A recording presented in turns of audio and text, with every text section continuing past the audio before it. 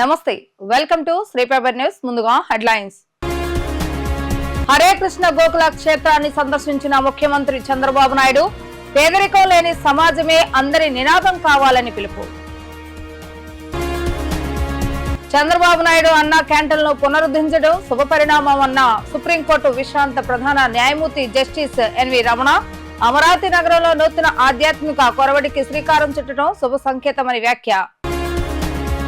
నగర police commissioner గా బాధ్యతలు స్వీకరించిన ఎస్వి రాజశేఖర్ బాబు గంజాయి డ్రగ్స్ పై ఉక్కుపాదం మోపుతామని వెల్లడి. ఆధ్యాత్మిక ద్వారా వచ్చే మానసిక ఆనందం లేకపోతే ముందుకు వెళ్లలేమని సీఎం చంద్రబాబు నాయుడు తెలిపారు. దైవత్వాన్ని అందరిలో పెంపొందించేలా మధు పండిత్ దాస్ కృషి చేస్తున్నారని కొనియాడారు. వెంకటేశ్వర స్వామి దయతోనే అలిపిరి బాంబు పేళ్ల నుంచి బయటపడ్డానని, ప్రపంచానికి సేవలందించే అవకాశం కోసమే తనకు తిరిగి ప్రాణభిక్ష పెట్టారని అన్నారు. పేదరికం లేని సమాజ నిర్మాణమే అందరి నినాదం కావాలని ఆయన వ్యాఖ్యానించారు. హరే కృష్ణ గోకుల క్షేత్రాన్ని ముఖ్యమంత్రి చంద్రబాబు నాయుడు సందర్శించి ప్రత్యేక పూజలు చేశారు. గర్భాలయంలో నిర్వహించిన అనంత శేష స్థాపన కార్యక్రమంలో పాల్గొన్నారు. వెంకటేశ్వర ఆలయ నిర్మాణంలో భాగంగా ఇక్కడ అనంత శేష స్థాపన చేశారు. ఈ సందర్భంగా ఆయనకు ఆలయ నిర్వాహకులు పూర్ణ కుంభంతో ఘన స్వాగతం పలికారు. ఈ సందర్భంగా చంద్రబాబు నాయుడు మాట్లాడుతూ దైవ సేవతో పాటు మానవ సేవను సమానంగా హరే కృష్ణ సంస్థ చేస్తుందని అన్నారు. మంచి చేయాలనుకునే వారికి ఇక స్పీడ్ బ్రేకర్లు విద్వాంసం అనేది ఉండదని పేర్కొన్నారు. మంచి చేసే వారందరికీ ఏపీకి చిరునామాగా ఉంటుందని చెప్పారు. వారంతా ఆంధ్రప్రదేశ్ లో ఇక ముందుకు రావాలని తెలిపారు. అక్షయపాత్ర స్ఫూర్తితో అతి త్వరలో అన్నా క్యాంటీన్లు పునఃప్రారంభిస్తామని వివరించారు. 50 మంది ఐఐటి పట్టభద్రులు సేవా కార్యక్రమంలో పాల్గొనడం అభినందనీయమని తెలిపారు. ఆధునిక సాంకేతికతను అందిపుచ్చుకుంటూనే ఆధ్యాత్మిక సేవను కొనసాగించాలని చంద్రబాబు నాయుడు ఆకాంక్షించారు. అన్నా క్యాంటీన్ పెట్టినప్పుడు ఆ అన్నా క్యాంటీన్ కి వాళ్ళకే అప్పచెప్పాం. ఒక చిన్న కంప్లైంట్ లేకుండా బ్రహ్మాండంగా అన్నా క్యాంటీన్ నిర్వహించిన ఘనత కూడా అక్షయ పాత్రదని చెప్పి కూడా నేను మీకు తెలియజేస్తున్నా. 203 కేంద్రాలు పెట్టాం. ఆ 203 కేంద్రాల ద్వారా పెద్ద ఎత్తున పెడితే ఈరోజు గడచిన ప్రభుత్వం అన్నా క్యాంటీన్ల పైన కక్షగట్టి మూసేసే పరిస్థితికి వచ్చారు. మళ్లీ తొందరలోనే అన్నా క్యాంటీన్లు ప్రారంభిస్తామని చెప్పి మీ అందరికీ హామీ ఇస్తున్నా. దీనికి ఒక స్ఫూర్తి కూడా ఉంది. ఒక పక్క అక్షయ పాత్ర, ఒక పక్క నందమూరి తారక రామారావు గారు కూడా మొట్టమొదటిసారిగా తిరుమల తిరుపతి దేవస్థానంలో అన్నదానం ప్రారంభించారు. ఆ కార్యక్రమానికి శ్రీకారం చుట్టారు. ఈరోజు దాతలకు కొదవలేదు. ఈ దేశంలో నమ్మకమైన వ్యవస్థ ఉండాలి. వెంకటేశ్వర స్వామి దేవాలయంలో అన్నదానాన్ని ప్రారంభిస్తే ఇప్పటికే 1000 కోట్లు 1200 కోట్ల రూపాయలు కార్పస్ ఫండ్ ఉంది. పెనుగొండలో ఒక పక్క లక్ష్మీ నరసింహస్వామి స్టాచ్యూ 108 అడుగులు సింగిల్ స్టోన్తో తయారు చేయడానికి ముందుకొచ్చారు. అది నేను ఎప్పుడో అప్పచెప్పాను. కానీ గడిచిన ప్రభుత్వం దానికి కూడా అడ్డుపడే పరిస్థితికి వచ్చారు. ఏ మంచి కార్యక్రమం ఉన్నా దాన్ని అడ్డుపడడం 5 ఏళ్లలో ఈ రాష్ట్రంలో జరిగింది. ఇంకా అలాంటి స్పీడ్ బ్రేకర్లు గాని విధ్వంసంగా ఉండదు. పూర్తిగా ప్రోత్సహిస్తాం. మంచి చేసే వాళ్ళందరికీ చిరునామాగా ఆంధ్రప్రదేశ్ ఉంటుందని, అలాంటి మంచి కార్యక్రమాలతో మీరు ముందుకు రావాలని మీరు కూడా అందరినీ ప్రజలను కోరుతున్నా. 5 కోట్ల పైన ఉన్నాం ఆంధ్రప్రదేశ్లో. తెలంగాణ ప్రపంచం అంతా కలిస్తే 10 కోట్ల మంది తెలుగు జాతి ఉంది. నా ఉద్దేశం ఒకటే, భారతీయులు బాగుండాలి, అందులో అగ్రస్థానంలో తెలుగు జాతి ఉండాలనేది నా ప్రగాఢమైన ఆకాంక్ష, అది నా కోరిక. అమరావతి నగరంలో నూతన ఆధ్యాత్మిక ఒరవడికి శ్రీకారం చుట్టడం శుభ సంకేతమని సుప్రీంకోర్టు విశ్రాంత ప్రధాన న్యాయమూర్తి జస్టిస్ ఎన్వి రమణ పేర్కొన్నారు. సమాజంలో ఆధ్యాత్మికతో పాటు సాంస్కృతి ఆచార వ్యవహారాలను కాపాడటం ఎంతో ముఖ్యమని, ఇందులో ఇస్కాన్ సంస్థ ముందుండటంతో పాటు ఎంతో మందికి అన్నదానం కూడా చేస్తుందని అన్నారు. రానున్న రోజుల్లో అన్న క్యాంటీన్లను సీఎం చంద్రబాబు నాయుడు ప్రభుత్వం తిరిగి పునరుద్ధరించడం శుభ పరిణామం అని ఎన్వి రమణ పేర్కొన్నారు. అమరావతి నగరంలో నూతన ఆధ్యాత్మిక ఒరవడికి శ్రీకారం చుట్టడం శుభ సంకేతమని సుప్రీంకోర్టు విశ్రాంత ప్రధాన న్యాయమూర్తి జస్టిస్ ఎన్వి రమణ పేర్కొన్నారు. దేవాలయాలు కూడా రాజకీయాలు చొరబడి ఆలయాలు నిర్మించకుండా చేసిన ప్రభుత్వాలను మనం చూశామని అన్నారు. దేవుడు ఉన్నాడు కాబట్టి ఎన్నో అవరోధాలు అధిగమించి గోకుల క్షేత్రం నిర్మాణానికి చంద్రబాబు నాయుడు సారథ్యంలో మార్గం సుగమమైందన్నారు. సమాజంలో ఆధ్యాత్మికతతో పాటు సంస్కృతి ఆచార వ్యవహారాలను కాపాడటం ఎంతో ముఖ్యమని అన్నారు. ఇందులో ఇస్కాన్ సంస్థ ముందుండటంతో పాటు ఎంతో మందికి అన్నదానం కూడా చేస్తుందని అన్నారు. రానున్న రోజుల్లో అన్నా క్యాంటీన్లను సీఎం చంద్రబాబు నాయుడు ప్రభుత్వం తిరిగి పునరుద్ధరించడం శుభ పరిణామం అని ఎన్వీ రమణ పేర్కొన్నారు.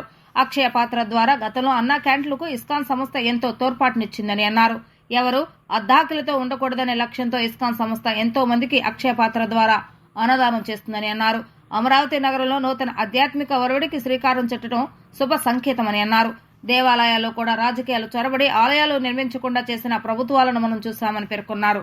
దేవుడు ఉన్నాడు కాబట్టే ఎన్నో అవరోధాలు అధిగమించి గోకుల క్షేత్రం నిర్మాణానికి చంద్రబాబు నాయుడు సారథ్యంలో మార్గం సుగమమైందని ఎన్వీ రమణ పేర్కొన్నారు. అనేక సంవత్సరాలుగా మరి కోర్టులో వాద్యాలు వేసి అనేక రకాలుగా ఇబ్బందులు పెట్టి ఈ దేవాలయ నిర్మాణానికి ఆటంకాలు కల్పించినప్పటికీ కూడా దేవుడు ఉన్నాడు.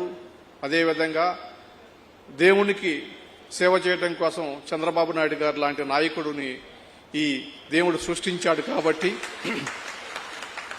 ఆయన నాయకత్వంలో మళ్ళా ఇవన్నీ పునరుజ్జీవింపబడుతున్నాయి. ఒక శక్తిని ప్రసాదించేటటువంటి పరిస్థితి ఉంది. దేవాలయాలు సామాజిక బాధ్యతను నిర్వహిస్తూ సమాజంలో కేవలం ఆధ్యాత్మికతే కాదు సంస్కరణ మార్పు రావాలా, అదేవిధంగా మానసిక ప్రశాంతతని ప్రజలకు కలగజేయాలా, ఒక ఆధ్యాత్మిక ధోరణితోనే కాకుండా ఇతరగా సంస్కృతి, సాంప్రదాయం, చరిత్ర, భాష, ఆచార వ్యవహారాలు లాంటి అనేకమైనటువంటి మరుగున పడుతున్నటువంటి విషయాలని ప్రజలకు మళ్ళా చెప్పేటందుకు కోసం ఇవాళ ఆలయాలు మార్పు చెందుతున్నాయి. దానిలో ఇస్కాన్ సంస్థ ముందుంటుందనేటటువంటి విషయం ప్రపంచవ్యాప్తంగా మనం చూసాం. గొప్ప అద్భుతమైనటువంటి ఉద్యమాలను నిర్వహించి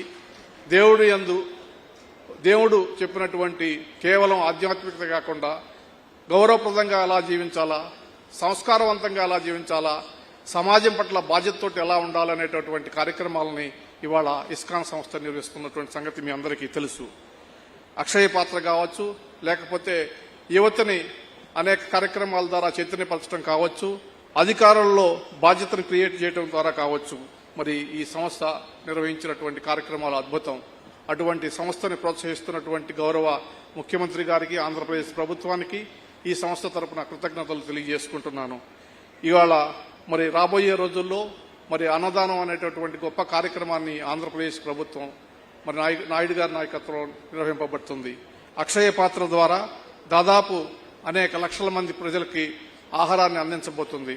మరి ఇక్కడ మంగళగిరిలోనే అద్భుతమైనటువంటి ఒక అధునాతనమైనటువంటి 50,000 మందికి అన్నదానాన్ని తయారు చేయడం కోసం, అన్నప్రసాదాలు తయారు చేయడం కోసం ఒక క్యాంటీన్ నిర్మించడం జరిగింది. విజయవాడ కమిషనర్ గా బాధ్యతలు స్వీకరించడం తన పూర్వజన్మ సుకృతమని విజయవాడ నూతన పోలీస్ కమిషనర్ ఎస్వి రాజశేఖర్ బాబు అన్నారు. కమిషనర్ గా తన బాధ్యత సక్రమంగా నెరవేరుస్తా అని ప్రజల్లో నమ్మకాన్ని భరోసా కల్పించవలసిన బాధ్యత తనపై ఉందని చెప్పారు. ప్రత్యేకంగా గంజాయి, డ్రగ్స్ వంటి వాటిపై ఉక్కుపాదం మోపుతామని స్పష్టం చేశారు. విజయవాడ పోలీస్ కమిషనర్ గా ఎస్వి రాజశేఖర బాబు బాధ్యతలు స్వీకరించారు. ఈ సందర్భంగా ఆయన మాట్లాడుతూ విజయవాడ కమిషనర్ గా బాధ్యతలు స్వీకరించడం పూర్వజన్మ సుకృతం అని చెప్పారు. కమిషనర్ గా తన బాధ్యత సక్రమంగా నెరవేరుస్తానని ప్రజల్లో నమ్మకాన్ని భరోసా కల్పించవలసిన బాధ్యత తనపై ఉందని చెప్పారు. వినూత్న రీతిలో పోలీసింగ్ నిర్వహిస్తామని, నగరంలో ట్రాఫిక్ సమస్య పరిష్కారంపై దృష్టి పెడతామని తెలిపారు. ఫిర్యాదుదారుల్లో నమ్మకం కలిగించేలా చర్యలు చేపడతామని తెలిపారు. సిటిజన్ పోర్టల్ ద్వారా ప్రజలు తమ ఫిర్యాదులు తెలియజేయవచ్చని, గ్రీవెన్స్ సెల్ ను మరింత పటిష్టం చేస్తామని పేర్కొన్నారు. మహిళల భద్రత విషయంలో ప్రత్యేక దృష్టి పెడతామని అన్నారు. సీసీ కెమెరాల పనితీరును మెరుగుపరుస్తామని, డ్రగ్స్ మహమ్మారిని తరిమి కొట్టేందుకు అందరూ సహకరించాలని కోరారు. ఉమెన్ మిస్సింగ్ కేసులను సాధ్యమైనంత త్వరలో పరిష్కారం చేస్తామని, గంజాయి, డ్రగ్స్ నివారణకు చర్యలు తీసుకుంటామని అన్నారు. డే నైట్ బీట్స్ మరింతగా పెంచుతామని, సైబర్ క్రైమ్స్ విషయంలో వినూత్న రీతిలో ముందుకు వెళ్తామని అన్నారు. 200 మంది సిబ్బంది సైబర్ కమాండర్స్ గా నియమిస్తామని, రోడ్డు సేఫ్టీపై దృష్టి పెడతామని చెప్పారు. కమ్యూనిటీ పోలీసింగ్ అమలు చేస్తామని ఆయన ఈ సందర్భంగా తెలిపారు. రాజధాని ప్రాంతంలో ఉన్న ఒక కమిషనరేట్ కాబట్టి ఇక్కడ పోలీసింగ్ అనేది చాలా ఇంపార్టెంట్. ముఖ్యంగా రాజధాని ప్రాంతం కాబట్టి ప్రజల్లో ఒక పోలీసింగ్ పట్ల ఒక నమ్మకాన్ని భరోసాని కల్పించాల్సిన అవసరం ఎంతైనా ఉంది. ఇక్కడ అంత మునుపు నగర కమిషనర్గా చాలామంది ఇక్కడ విధులు నిర్వర్తించి పోలీస్ వ్యవస్థకి ఒక మంచి పేరు తీసుకొచ్చిన సందర్భాలు అనేక ఉన్నాయి. ముఖ్యంగా మన ప్రస్తుత డీజీపీ గారు కూడా నగర పోలీస్ కమిషనర్గా వారు ఇక్కడ వినూత్నమైన సేవలు అందించి ఈరోజు డీజీపీ అధికారి స్థాయికి చేరుకొని ఆంధ్రప్రదేశ్ రాష్ట్ర డీజీపీగా ఉన్నారు. సో వారి సూచనలు, వారి గైడెన్స్ తీసుకునేసేసి మనందరం కలిసి పోలీసింగ్ని ఒక వినూత్నంగా దేశంలోనే విజయవాడ నగర పోలీస్ కమిషనరేట్ ఒక మంచి పేరు ప్రఖ్యాతులు తీసుకొస్తూ ముందుకు తీసుకురావాల్సిన అవసరం ఉంది. సో దానికి మనం శాయశక్తులా కృషి చేయాల్సిన అవసరం ఎంతైనా ఉంది. ముఖ్యంగా విజయవాడ నగరంలో ట్రాఫిక్ అనేది మీకు అందరూ తెలుసు. ట్రాఫిక్ అనేది ఒక సమస్యగా ఉంది.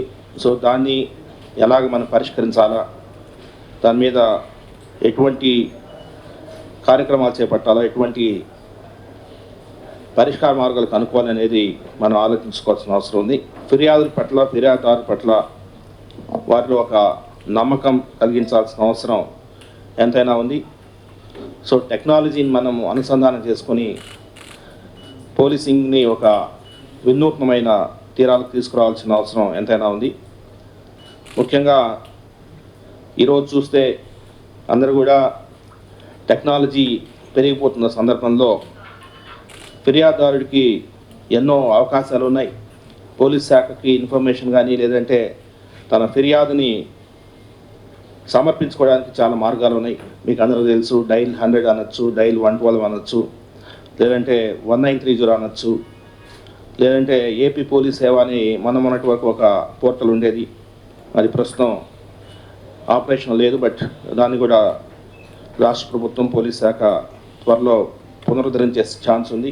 ఏపీలో పోలీసులు పాలకులు చెప్పు చేతుల్లో పెట్టుకున్నారంటూ ప్రభుత్వ మాజీ additional advocate general Ponnavolu Sudhakar Reddy సంచలన వ్యాఖ్యలు చేశారు. రఘురామరాజు అరెస్టు సమయంలో చట్ట ప్రకారమే నడుచుకున్నామని, కస్టడీలో తనను కొట్టారని, 3 ఏళ్ల తర్వాత రఘురామరాజు ఫిర్యాదు చేయటాన్ని తప్పుపట్టారు.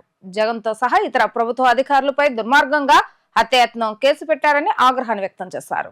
సిఐడి అధికారుల కస్టడీలో తనపై హత్యాయత్నం జరిగిందని రఘురామకృష్ణరాజు చేసిన పిటిషన్పై పోలీసులు కేసు నమోదు చేయటాన్ని వైసీపీ ఖండించింది. ఆ పార్టీ నేత మాజీ additional advocate general Ponnavolu Sudhakar Reddy press meet పెట్టి పలు విషయాలను వెల్లడించారు. రఘురామకృష్ణరాజు 11వ తేదీనే ఫిర్యాదు చేస్తే 10వ తేదీనే లీగల్ ఒపీనియన్ తీసుకున్నట్లుగా చెప్పారని, ఇది ఎలా సాధ్యమని ఆయన ప్రశ్నించారు. ఒక ప్లాన్ ప్రకారం తప్పుడు కేసు నమోదు చేయడానికి చేసిన కుట్ర అనటానికి ఇంకేం సాక్ష్యం ఉంటుందని పొన్నవోలు ప్రశ్నించారు.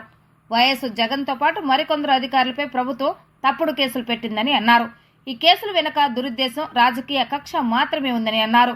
వ్యక్తిగత ద్వేషంతో రఘురామకృష్ణరాజు ఫిర్యాదు చేశారని అన్నారు. సిఐడి అధికారులు రఘురామును హైదరాబాద్ లో అరెస్టు చేసి 24 గంటల్లో కోర్టు ముందు ఉంచారని, అందులో ఎలాంటి తప్పు లేదని అన్నారు. తనపై మాస్క్ పెట్టుకున్న గుర్తు తెలియని వ్యక్తులు దాడి చేసినట్టు రఘురామకృష్ణరాజు మెజిస్ట్రేటుకు ఇచ్చిన వాంగ్మూలంలో స్వయంగా చెప్పారని గుర్తు చేశారు. ఇప్పుడేమో కేసుల్లో జగన్ పేరు రాశారని అన్నారు. జగన్ పై రఘురామ ద్వేషం పెంచుకొని 3 ఏళ్ల తర్వాత ఫిర్యాదు చేశారని, అధికారులు పివి సునీల్, సీతారామాంజనేయులు తనపై దాడి చేస్తే అప్పట్లోనే కోర్టులో ఎందుకు చెప్పలేదని పొన్నవోలు ప్రశ్నించారు. ఇంకొక విచిత్రమైన కేసు అండి ఇది. I'm only concern with legal aspects of the case. వారు 11వ తేదీ రిపోర్ట్ మెయిల్ పంపిస్తారు. 11th 11వ తేదీ రిజిస్టర్ చేస్తారు. ఈ ఎఫ్ఐఆర్ ప్రకారం వారు ఏం చెప్తారంటే, ఈ రిపోర్ట్ వచ్చిన తర్వాత నేను లీగల్ ఒపీనియన్ పంపించాను. లీగల్ ఒపీనియన్ ఏం చేయాలా ఈ రిపోర్ట్ అని. Legal opinion some deputy director of prosecution ఉన్నట్టుంది. వారు లీగల్ ఒపీనియన్ పంపించి 11వ తేదీ, చాలా ముఖ్యం, ఇంపార్టెంట్, 11వ తేదీ మెయిల్ వస్తుంది.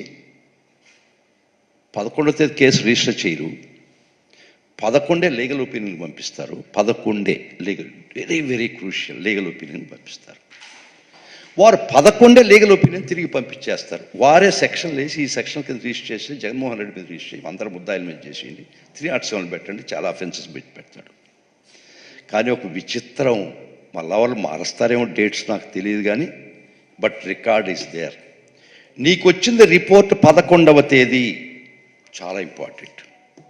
అప్పుడు దాకా నీకు రిపోర్ట్ రాలేదు కదా. లీగల్ ఒపీనియన్కి ఎప్పుడు రాసి ఉండాలి? నువ్వు 11 రాసి ఉండాలి, లేకపోతే 12 రాసి ఉండాలి, అవునా కాదా? Common sense. 10వ తేదీ లీగల్ ఒపీనియన్ రాసి ఉన్నాడు ఈయన, డైరెక్టర్ ఆఫ్ ప్రాసిక్యూషన్. అంటే బిడ్డ పుట్టక ముందే. ఎంత మ్యానిపులేటెడ్ కేసు అంటే ఇది. నీకు అసలు రిపోర్ట్ వచ్చిందే 11/6 కదా, 11/6. 11/6 నీకు రిపోర్ట్ ఇస్తే కలగన్నావా, సోదికి పోయినావా, లేకపోతే అంజనేసావా ఎక్కడైనా? 10వ తేదీ నువ్వు లీగల్ ఒపీనియన్ రాస్తావా? నీకు రిపోర్ట్ రాకముందే నువ్వు లీగల్ ఒపీనియన్ రాసి ఉంటావా? ఇంతకన్నా మ్యానిపులేటెడ్ కేసుకి ఏం బయట పెడతావు ఈ స్టేజ్లో? నువ్వు ఎప్పుడు రాసి ఉండాలి లీగల్ ఒపీనియన్కి? అది నిజం అయితే, అదే కరెక్ట్ అయితే, అదే సత్యం అయితే 11 రాసి ఉండాలి. అంటే నీకు రిపోర్ట్ వచ్చిన తర్వాత దాని మీద లీగల్ ఒపీనియన్ రాయాలా? నీకు వచ్చిందే రిపోర్ట్ 11 అయితే నువ్వు 10వ తేదీ ఒక లెటర్ రాస్తావా లీగల్? ఏపీలో పలు చోట్ల కుండపోత వర్షాలు కురుస్తున్నాయి. భారీ వర్షానికి కృష్ణా జిల్లా మచిలీపట్నం నీట మునిగింది. శనివారం తెల్లవారుజాము నుంచి మచిలీపట్నంలో భారీ వర్షం కురుస్తుంది. ఈ భారీ వర్షానికి నగరంలోని ప్రధాన రహదారులన్నీ జలమయమయ్యాయి. లక్ష్మీ టాకీస్ మొదలుకొని కొన్నేరు సెంటర్ వరకు ప్రధాన రహదారిలో 2-3 అడుగుల మేర వర్షపు నీరు ప్రవహించిందన్నారు. దీంతో నగర ప్రజలు తీవ్ర అవస్థలు పడ్డారు. వర్షపు నీటిలో వాహనాలు మొరాయించడంతో వాహనదారులు ఇబ్బందులు పడాల్సి వచ్చింది. రోడ్డుపై నిలిచిన వర్షపు నీటిని బయటకు పంపేందుకు మున్సిపల్ అధికారులు ప్రత్యేక ఏర్పాట్లు చేశారు. అభివృద్ధి ఆంధ్రప్రదేశ్ చంద్రబాబు నాయుడు మారిస్తే జగన్ అప్పుల ఆంధ్రప్రదేశ్ గా మార్చారని మాజీ ఎమ్మెల్సీ బుద్దా వెంకన్న విరుచుకుపడ్డారు. 6 అడుగుల నిజాయితీకి నిదర్శనం చంద్రబాబు నాయుడు అని అన్నారు. 5 అడుగుల తాచుబొమ్మ జగన్ అని ఎద్దేవా చేశారు. ముఖ్యమంత్రి చంద్రబాబు నాయుడును ఉద్దేశించి వైసీపీ నేతలు చేసిన వ్యాఖ్యలపై టీడీపీ మాజీ ఎమ్మెల్సీ బుద్దా వెంకన్న తీవ్ర ఆగ్రహాన్ని వ్యక్తం చేశారు. ఈ సందర్భంగా ఆయన మీడియాతో మాట్లాడుతూ మాజీ మంత్రులు పేర్ని నాని, గుడివాడ అమర్నాథ్ కి మతి భ్రమించి మాట్లాడుతున్నారని అన్నారు. ఒకరు కోడిగుడ్ల మీద ఈకలు పీకుతున్నారని ఎద్దేవా చేశారు. మచిలీపట్నంలో అత్యధిక మెజారిటీతో నిన్ను నీ కుమారుణ్ణి ఓడించారు. ప్రజలు చీకొట్టిన వీళ్లు చంద్రబాబు నాయుడుపై విమర్శలు చేస్తున్నారని మండిపడ్డారు. అభివృద్ధి ఆంధ్రప్రదేశ్ గా చంద్రబాబు నాయుడు మారిస్తే జగన్ అప్పుల ఆంధ్రప్రదేశ్ గా మార్చారని విరుచుకుపడ్డారు. 6 అడుగుల నిజాయితీకి నిదర్శనం చంద్రబాబు నాయుడు అని ఆయన పేర్కొన్నారు. 5 అడుగుల తాచుపాము జగన్ అంటూ ఘాటు వ్యాఖ్యలు చేశారు. ఈ తాచుపాముకు తన మన భేదం లేదని, ఎవరినైనా కాటేస్తాడని అన్నారు. దేశం మొత్తం ఇతర దేశాల్లో స్థిరపడిన వారంతా చంద్రబాబు నాయుడుకు మద్దతుగా నిలిచారని తెలిపారు.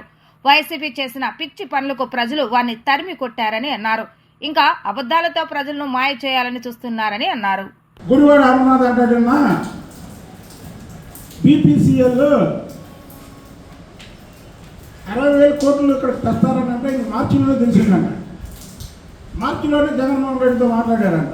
నేను చెప్తున్నాడు వీళ్ళకి మతిపోయింది, వీళ్ళకి పదవులు లేకపోయేసరికి వీళ్ళు ఏంటంటే పదవి కాంక్ష దగ్గర పదవి కాంక్ష తప్ప వేరేదే లేదు. వీళ్ళకి ప్రజల గురించి పట్టించుకోవడం కానీ ప్రజా సేవ చేయడం కానీ జగన్మోహన్ రెడ్డి దగ్గర నుంచి కింద స్థాయి వరకు పదవి కాంక్ష తప్ప వేరే ఆలోచనే లేదు. మరి ఈయనకి ఏమైనా కళ్ళకు వచ్చి చెప్పాడేంటి బీపీసీఎల్ రాష్ట్రానికి 60,000 కోట్లు తీసుకొస్తారని? మరి జగన్మోహన్ రెడ్డి ఎందుకు చెప్పలేదు ఆ రోజు ప్రజలకి? చంద్రబాబు నాయుడు గారి మీద నమ్మకంతో ఇవాళ బీపీసీఎల్ వాళ్ళు 60,000 కోట్లు ఇక్కడ పెట్టుబడి పెట్టడానికి వస్తున్నారు. అంతేగాని జగన్మోహన్ రెడ్డి ముఖ్యమంత్రిగా ఉంటే 60,000 కోట్లు ఇక్కడ పెట్టుబడి పెడితే అందులో మొత్తం 30,000 కోట్లు జగన్మోహన్ రెడ్డి కొట్టేస్తాడని తెలిసి ఏ కంపెనీలు కూడా ఇక్కడ పెట్టుబడులు పెట్టడానికి రాలేదు. చంద్రబాబు నాయుడు గారి మీద నమ్మకంతో ఆ రోజు కియా కంపెనీ ఇక్కడ పెడితే మీ పార్లమెంట్ సభ్యుడు ఏం చేశాడో ప్రజలందరికీ తెలుసు కదా. అందులో ఓటు అడిగాడు, అక్కడ ఉన్నటువంటి పార్లమెంట్ సభ్యుడు అందులో ఓటు అడిగాడు. కియా కంపెనీలో ఓటు ఇస్తారు ఎవరన్నా? అమర్ రాజా ఫ్యాక్టరీలోని వాళ్ళని ఇబ్బంది పెడితేనే కదా ఇక్కడి నుంచి వాళ్ళు తెలంగాణకు షిఫ్ట్ అయింది. అసలు మీరు మధ్య ఉండి మాట్లాడుతున్నారా, మధ్య లేకుండా మాట్లాడుతున్నారా? భేదం లేదు. ఎవరిని పడితే వాళ్ళని కాటేస్తుందని తాసుబాబుని రాజకీయాల నుంచి తరిమి కొట్టడానికి మీకు ఆ నెంబర్ ఇచ్చారు.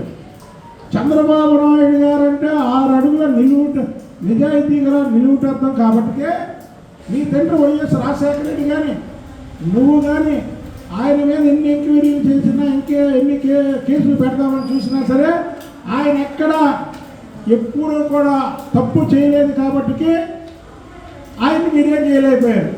పెట్టావు జైల్లో. ఎందుకు పెట్టావు? ఆయన మీద ఎలాంటి ఆధారాలు లేకుండా నీ పవర్ను ఉపయోగించి లోపల పెట్టావు. ఆ లోపల పెట్టినందుకే కదా. ఏపీకి సుపరిపాలన అందించడమే లక్ష్యంగా ముఖ్యమంత్రి చంద్రబాబు నాయుడు సమర్థులైన అధికారులను రాష్ట్రానికి తీసుకొస్తున్నారు. వైఎస్ఆర్సీపీతో అంటకాగిన కొందరు జగన్ భక్తులు అధికారుల పాలనలో విధ్వంసమైన రాష్ట్రాన్ని గాడిలో పెట్టేలా విశ్వ ప్రయత్నాలు చేస్తున్నారు. ఇందులో భాగంగానే కేరళతో పాటు ఉత్తరప్రదేశ్ లో ఉన్నత పాలన అందించిన 2 అఖిల భారత సర్వీస్ అధికారులు ఆంధ్రప్రదేశ్ కు రానున్నారు. 5 ఏళ్ల వైఎస్ఆర్సీపీ పాలనలో ధ్వంసమైన ఏపీని గాడిలో పెట్టేలా ముఖ్యమంత్రి చంద్రబాబు నాయుడు ప్రయత్నాలు చేస్తున్నారు. సుస్థిరమైన నిర్ణయాలతో మంచి పాలన అందించే సమర్థులైన అధికారులను రాష్ట్రానికి రప్పిస్తున్నారు. ఇందులో భాగంగానే దేశంలో సమర్థులైన అధికారులుగా గుర్తింపు తెచ్చుకున్న 2 ఐఏఎస్లను ఆంధ్రప్రదేశ్ కు రప్పిస్తున్నారు. ఇందులో భాగంగా కేరళ కేడర్ కు చెందిన మైలవరపు కృష్ణతేజ డిప్యూటేషన్ పై ఏపీకి వస్తున్నారు. ఈ మేరకు కేంద్ర సిబ్బంది వ్యవహారాల శాఖ ఆదేశాలు జారీ చేసింది. ప్రస్తుతం కేరళలోని త్రిశూర్ కలెక్టర్ గా పనిచేస్తున్న ఆయన 3 ఏళ్ల పాటు ఆంధ్రప్రదేశ్ లో పనిచేసేందుకు డిప్యూటేషన్ కు అనుమతినిస్తూ కేంద్ర ప్రభుత్వం ఉత్తర్వులు ఇచ్చింది. అంతకుముందు కృష్ణతేజ కేరళ పర్యాటక అభివృద్ధి సంస్థ ఎండీగా, ఎస్సీల అభివృద్ధి విభాగం డైరెక్టర్ గా, అల్పుజా జిల్లా కలెక్టర్ గా పనిచేశారు. తమ సమర్థతో మంచి గుర్తింపు తెచ్చుకున్న ఆయన 2 అంతర్జాతీయ 7 జాతీయ అవార్డులను అందుకున్నారు.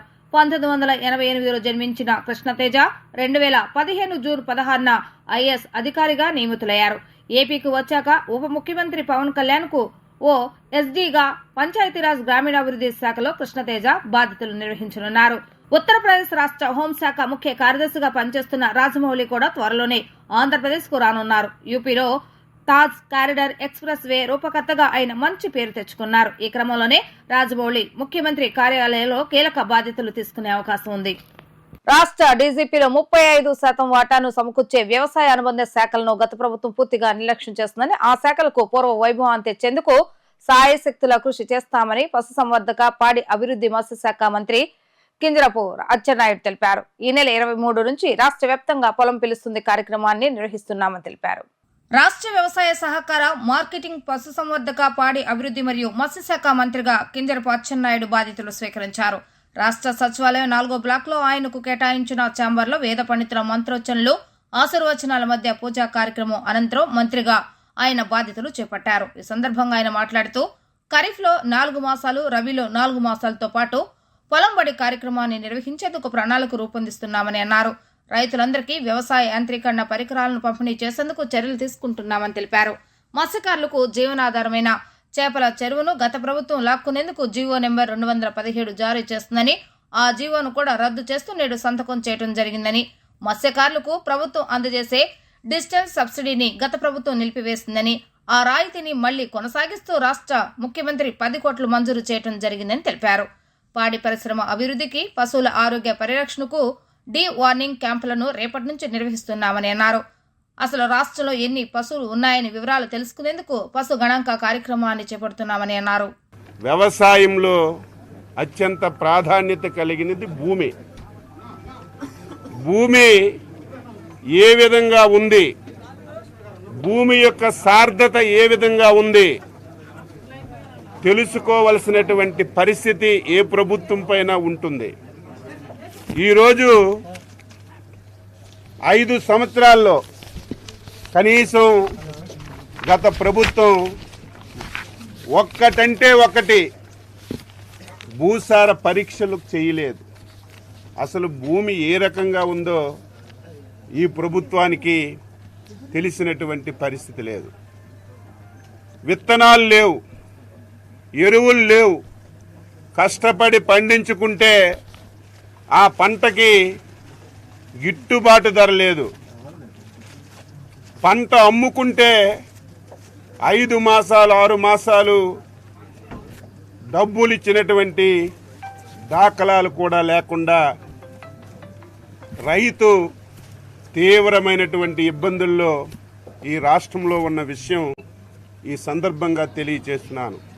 ఈ రోజు నుంచి ఆంధ్రప్రదేశ్లో ఉన్నటువంటి రైతాంగానికి ఎన్డీఏ ప్రభుత్వం తరపున చంద్రబాబు నాయుడు గారి తరపున ఒక విన్నపం విన్నవిస్తున్నాను. ఎవరు కూడా అధైర్యపడొద్దు, ఆత్మహత్యలు చేసుకోవద్దు. ఏ రైతుకి ఏ ఇబ్బంది ఉన్నా, ఏ రైతుకి ఏ సమస్య ఉన్నా ప్రభుత్వానికి సంప్రదించండి, ప్రభుత్వానికి సమాచారం ఇవ్వండి. సాధ్యమైనంత వరకు ఆ సమస్యని పరిష్కరించడానికి ప్రయత్నం చేస్తాం. ఇప్పటికే న్యాయస్థానంలో కొన్ని వందల కేసులున్నాయి. మత్స్యకారులకి జీవనాధారమైనటువంటి ఏవైతే ట్యాంక్స్ ఉన్నాయో అవన్నీ కూడా వాళ్ళ నుంచి లాక్కొని ఈ ప్రభుత్వంలో ఉన్నటువంటి పెద్దలు తీసుకోవాలని ప్రయత్నం చేయడానికి 144 జీవో ఇచ్చారు. దాన్ని మళ్ళీ అమలు చేయడానికి 217 జీవో ఇచ్చారు. ఇది రాష్ట్రంలో ఉన్నటువంటి ప్రతి ఒక్క మత్స్యకారుడు కూడా దీన్ని తీవ్రంగా వ్యతిరేకించారు, ధర్నాలు చేశారు. ఈ జీవో మా పట్టు కొడుకుతుంది, మాకు బతకడానికి బతుకులు లేకుండా చేస్తుంది. ఒక్కసారి పునరాలోచించండి. వేడుకున్నా సరే, ధర్నాలు చేసినా సరే కేసులు పెట్టి అరెస్ట్ చేశారు తప్ప గత ప్రభుత్వంలో పట్టించుకున్నటువంటి పాపాను పోలేదు. కొన్ని వందల కేసులు ఇప్పటికే న్యాయస్థానంలో ఈ జీవోని రద్దు చేయమని కేసులు వేశారు. అందుకే మత్స్యశాఖలో సంబంధించి నేను మొదటి సంతకం ఏదైతే 217 జీవోని రద్దు చేయడానికి పెట్టాను, ఇది క్యాబినెట్కి పెట్టి ఈ జీవోని రద్దు చేసి మత్స్యకారులకి మళ్ళీ పూర్వ వైభవాన్ని తీసుకురావడానికి ప్రయత్నం చేస్తారు. ఆంధ్రప్రదేశ్ ముఖ్యమంత్రి చంద్రబాబు నాయుడుపై ఏపీసీసీ అధ్యక్షులు వైఎస్ షర్మిలారెడ్డి తీవ్ర విమర్శలు గుప్పించారు. చంద్రబాబు నాయుడు అధికారంలోకి వచ్చి నెల రోజులు దాటిందని చెప్పారు. ఆర్టీసీ బస్సులో ఉచిత ప్రయాణ సదుపాయం కల్పిస్తామని చెప్పిన చంద్రబాబు నాయుడు దాన్ని ఎందుకు నిలబెట్టుకోవటం లేదని ప్రశ్నించారు. మహిళలకు ఉచిత బస్సు పథకం ఏపీలో ఇంకా ఎందుకు అమలు కాలేదని ఏపీసీసీ అధ్యక్షురాలు షర్మిల ఏపీ ప్రభుత్వాన్ని ప్రశ్నించారు. తెలంగాణలో రేవంత్ రెడ్డి అధికారంలోకి వచ్చిన 2వ రోజు అమలు చేస్తారని అన్నారు. అలాగే కర్ణాటకలో కూడా 3 వారాల్లో అమలు చేస్తారని తెలిపారు. ఈ పథకం అమలుకు ఇంత సమయం ఎందుకు పడుతుందని నిలదీశారు. బస్సులో ప్రయాణం అంటే మహిళలకు రక్షణగా ఉంటుందని తెలిపారు. ఇది మహిళలకు పనికొచ్చే పథకం అని చెప్పారు. విధి విధానాలు పరిశీలించడానికి ఏముంటుందని ప్రశ్నించారు. సూపర్ 6 లో ప్రకటించిన అన్ని పథకాలను అమలు చేయాలని అన్నారు. అమ్మకు వందనం కింద ప్రతి బిడ్డకు డబ్బులు ఇస్తామని అన్నారు. కానీ ఇప్పుడు ప్రతి తల్లికి 15,000 మాత్రమే జీవో ఇచ్చారని చెప్పారు.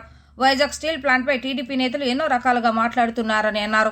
వైజాగ్ స్టీల్ కు కెప్టెన్ మైన్ ఉండాలని చెప్పారు. మోడీ అంటే మోసం, వెన్నుపోటని, అలాగే జగన్ కూడా వైజాగ్ స్టీల్ ను పట్టించుకోలేదని అన్నారు. దీనిపై చంద్రబాబు నాయుడు మాత్రమే మాట్లాడాలని అన్నారు. రాజశేఖర రెడ్డి వైసీపీ మనిషి కాదని, ఆ పార్టీ అసలు వైఎస్ఆర్ పార్టీ కాదని అన్నారు. వైసీపీలో రాజశేఖర రెడ్డి లేరని చెప్పారు. వైఎస్ఆర్ ఆశయాలు నిలబెట్టేవారే అయితే జగన్మోహన్ రెడ్డి వాటిని ఎందుకు విస్మరించారని ప్రశ్నించారు. సూపర్ 6 లో భాగంగా చంద్రబాబు గారు చేసిన వాగ్దానం మహిళలకు ఆర్టీసీ బస్సులలో ఫ్రీగా ప్రయాణం చేసే వెసులుబాటు. మరి చంద్రబాబు గారు నెల రోజులైనా ఈ చిన్న వాగ్దానాన్ని ఎందుకు నిలబెట్టుకోవడం లేదో సమాధానం చెప్పాల్సిన అవసరం ఉంది. ఎందుకంటే సూపర్ 6 లో భాగంగా చంద్రబాబు గారు మహిళల కోసం చేసిన ఈ వాగ్దానం చాలా ప్రాముఖ్యమైంది. ఇది మంచి పథకం కాబట్టే అటు తెలంగాణలో ఇటు కర్ణాటకలో అమలు చేసిన ఈ పథకాన్ని చంద్రబాబు గారు కూడా సూపర్ 6 లో భాగంగా చేర్చడం జరిగింది. మరి తెలంగాణ ప్రభుత్వం రేవంత్ రెడ్డి గారు కాంగ్రెస్ పార్టీ తరఫున ముఖ్యమంత్రి అయిన ప్రమాణ స్వీకారం చేసిన 2వ రోజే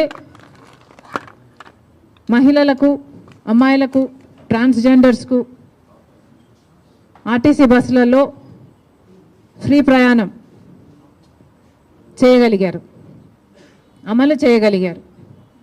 అధికారంలోకి వచ్చిన 2 రోజుకి.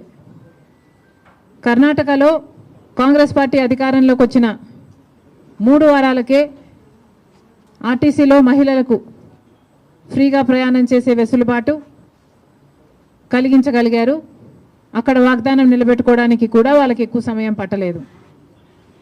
మరి చంద్రబాబు గారికి ఎందుకింత సమయం పడుతుందో చంద్రబాబు గారు చెప్పాలి. ఎందుకంటే మహిళలకు ఆర్టీసీ బస్సులలో ప్రయాణం చేసే ఈ పథకం చాలా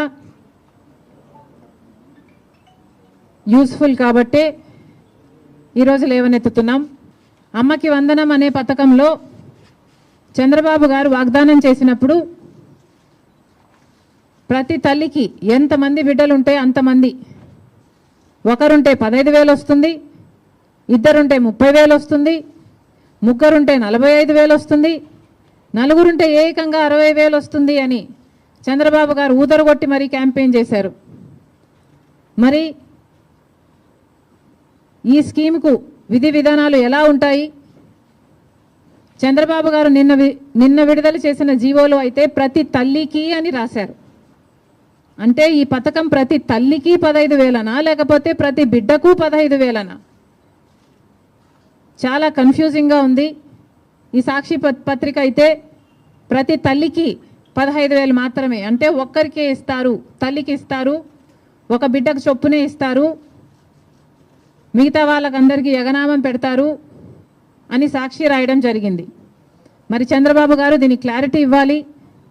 ఈ పథకం వర్తిస్తున్నది ప్రతి తల్లికి 15,000 లేకపోతే ప్రతి బిడ్డకు 15,000?